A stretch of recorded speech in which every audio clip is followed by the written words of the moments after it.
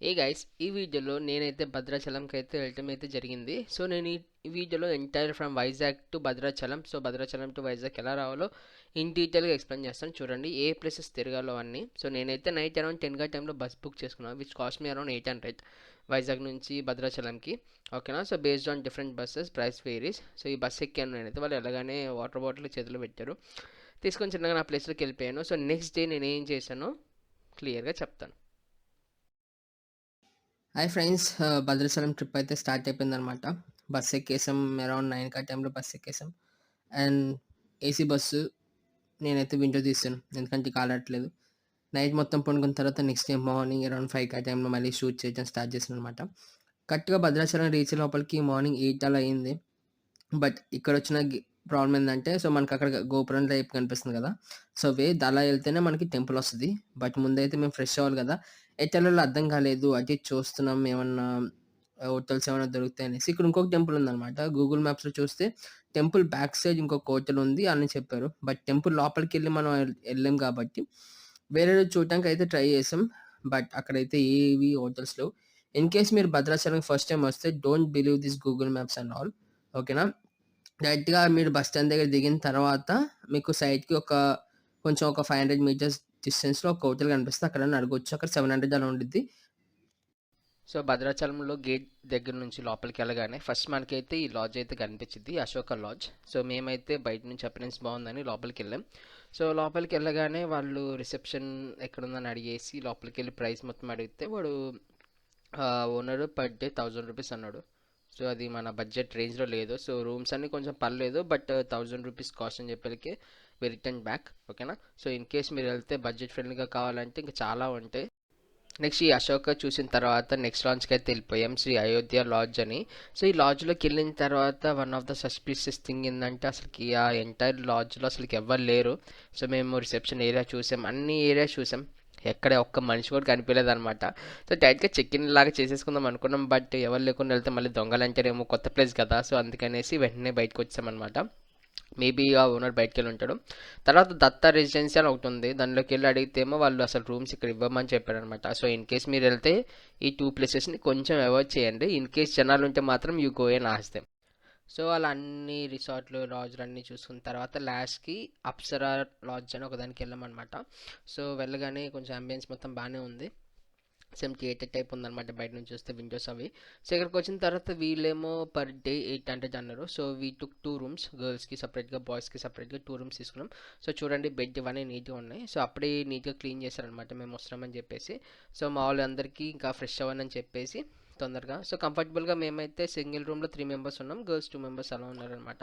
So తర్వాత ఇలా వాళ్ళంతా ఫ్రెష్ అవుతారు. ఫస్ట్ అయితే మనం ది ఫేమస్ హోటల్ అక్కడ చూస్తే శ్రీ కల్కి ఫేమస్ హోటల్ ఉందన్నమాట. సో వెంటనే అక్కడికి వెళ్ళేసి టిఫిన్స్ తీసుకుని వచ్చాం అందరికీ. సో హ్యాపీగా తినేసి ఇక స్టార్ట్ అవుదామని ఫిక్స్ అయ్యాం. కానీ తెలిసిందే కదా గర్ల్స్ గురించి, టెంపుల్ అనగానే మార్నింగ్ ఏం తినరు. సో వాళ్ళకి కాకుండా మేము బాయ్స్ అందరం తెచ్చుకొని తినేసాం. సో మా బ్యాచ్ అంతా ఫ్రెష్ అయిపోయి అరౌండ్ 10 టైంలో స్టార్ట్ అయిపోయాం. మేము వెళ్ళింది రైనీ సీజన్లో, ఫుల్గా అయితే చినుకులు అయితే పడుతున్నాయి, బట్ ఇట్స్ మేనేజబుల్. చాలా చిన్నగా నడుచుకుంటూ వెళ్ళిపోయాం డైరెక్ట్గా అప్సరా లాడ్జ్ దగ్గర నుంచి.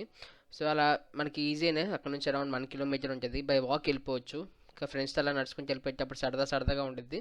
అండ్ మీకు గుడి దగ్గరికి వెళ్ళాలన్నా ప్రతి దగ్గర డైరెక్షన్స్ ఉంటాయి ఎటు వెళ్ళాలనేసి. కొన్ని దగ్గర అయితే మీకు అన్నసంధానం కూడా జరుగుతూ ఉంటుంది, కావాలంటే మీరు అక్కడికి వెళ్ళి తినొచ్చు. సో మేము ఎక్కడ ట్రై చేయలేదు, బట్ డైరెక్ట్గా టెంపుల్కి వెళ్ళిపోతూ ఉన్నాం.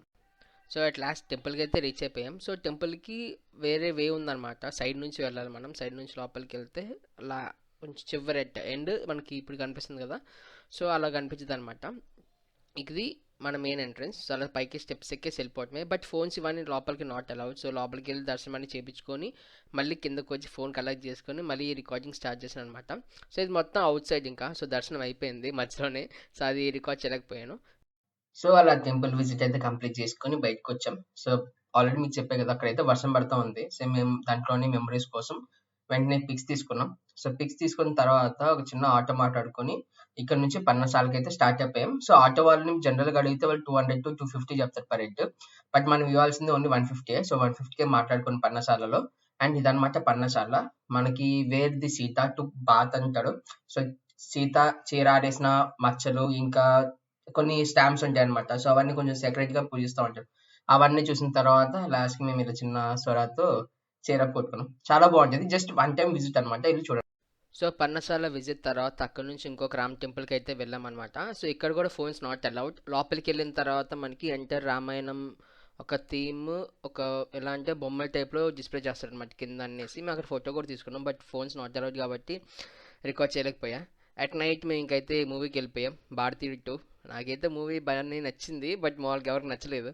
ఎందుకంటే ఫస్ట్ హాఫ్ మొత్తం ఒకలాగా ఉంటుంది, సెకండ్ హాఫ్ మొత్తం ఎంటైర్ డిఫరెంట్ థీమ్లో వెళ్ళిపోద్ది. అట్ లాస్ట్ డే అయితే ఎండ్ అయిపోయిందనమాట. సో ఇది భద్రాచలం విజిట్లో డే 2 అనమాట. సో డే 2లో ఏమైందంటే మేము ఫస్ట్ వెళ్ళి పాపికొండలోకి వెళ్దాం అనుకున్నాం, but rainy season and also ముందే పాపికొండలు బుక్ చేసుకోవాలంటే దాన్ని ప్రీవియస్ డే రోజు వెళ్ళేసి 5 o'clock లోపల మనం బుక్ చేసుకోవాలంట. అది మాకు తెలీదు. సో వెంటనే నెక్స్ట్ ప్లాన్ అయితే ప్లాన్ చేసాం. సో ఇక్కడ నుంచి కిన్నెరసాని వైల్డ్ లైఫ్ శాంక్చురీకి అయితే స్టార్ట్ అయిపోయి అనమాట. బట్ ఆ రోడ్ మధ్య నుంచి వెళ్తుంటే మాత్రం ఇట్స్ హెవెన్లీ ఫీలింగ్, చాలా అయితే చాలా బాగుంది. పాపికొండలు మిస్ అయినా వైల్డ్ లైఫ్ శాంక్చురీ చూసామన్న ఫీలింగ్లో బయటకు వచ్చాం. సో ఫస్ట్ అయితే మనం టికెట్ తీసుకోవాలన్నమాట. శాంక్చురీలో టికెట్ తీసుకుని నెక్స్ట్ సెకండ్ మీకు ఆల్రెడీ చెప్పారు కదా, రెయినీ వర్షం పడుతుంది. సో రోడ్స్ అని కొంచెం వాటర్ ఉన్నాయి, బట్ మేము అలా మేనేజ్ చేసుకుని వెళ్ళిపోయామన్నమాట ముందుకి. సో ముందుకు వెళ్తే ఏంటంటే ఫస్ట్ స్టార్టింగే ప్లే గ్రౌండ్ ఉంటుంది పిల్లలకి గేమ్స్ ఏమైనా ఆడుకోవడానికి. సో ఇంకా కొంచెం ముందుకు వెళ్ళిన తర్వాత మనకి చిన్న పాండ్ టైప్ ఉంటుంది అనమాట, దాంట్లో స్వాన్స్ అవన్నీ ఉంటాయి. బాగుంటుంది లుక్, ఏదో మీకు కనిపిస్తుంది కదా అలా. సో ఇదనమాట జింకలు ఉంటాయి ఈ ఏరియా మొత్తం. సో జింకలు చాలా దూరంలో ఉన్నాయి. సో ఈలోగా మేము ఏం చేసామంటే రీల్స్ చేద్దాం అనేసి దాని పక్కనే ఇంకా రీల్స్ అవన్నీ సెట్ చేస్తున్నాం. సో అలా కొన్ని రీల్స్ చేసుకున్న తర్వాత ఇంకా కొంచెం ముందుకెళ్ళగానే మనకు తెలిసిందే కదా, గోదావరి బ్రిడ్జ్ అయితే వస్తుంది. సో బ్రిడ్జ్ మీదకి అయితే వెళ్ళాం, బట్ ఏంటంటే దాని ఒక 1 week ముందే ఎవరో దూకి చనిపోయారు అన్నమాట. సో అందుకనేసి అది కూడా క్లోజ్ చేశారు. సో మేము అక్కడ దాకా వెళ్ళలేకపోయాం, బట్ మేము ఒక సీక్రెట్ వే కనిపెట్టాం జస్ట్ అక్కడికి వెళ్ళి పిక్స్ తీసుకోవడానికి. ముందే చెప్తున్నా, కిడ్స్ ఎవరైనా ఉంటే ఈ ఏరియా దాకా అయితే అసలు తీసుకుని వెళ్ళొద్దు, జస్ట్ ఇన్ కేస్ స్లిప్ అయితే మాత్రం ఘోరంగా ఉంటుంది.